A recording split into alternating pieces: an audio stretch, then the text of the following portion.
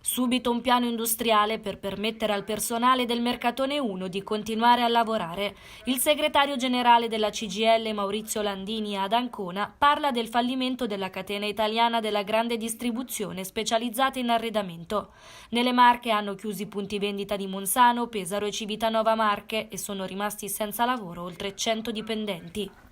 Oggi mi risulta che ci sia un incontro al Ministero con i fornitori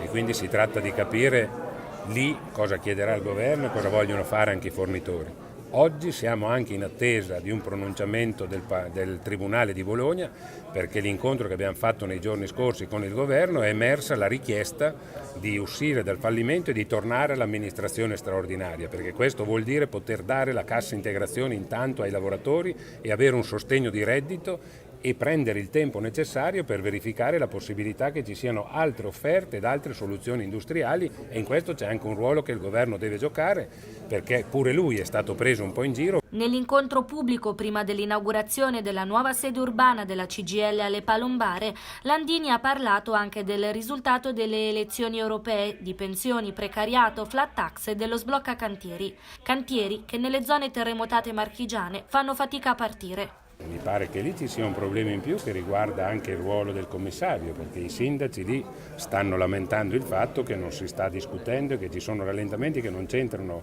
dallo sblocca cantieri o da cambiare le leggi. C'entra anche la volontà con cui vuoi lavorare, tenendo conto anche del rapporto con i sindaci, e anche su questo noi abbiamo più volte indicato la necessità di un tavolo complessivo che discuta di questi temi, che indichi anche delle priorità molto concrete.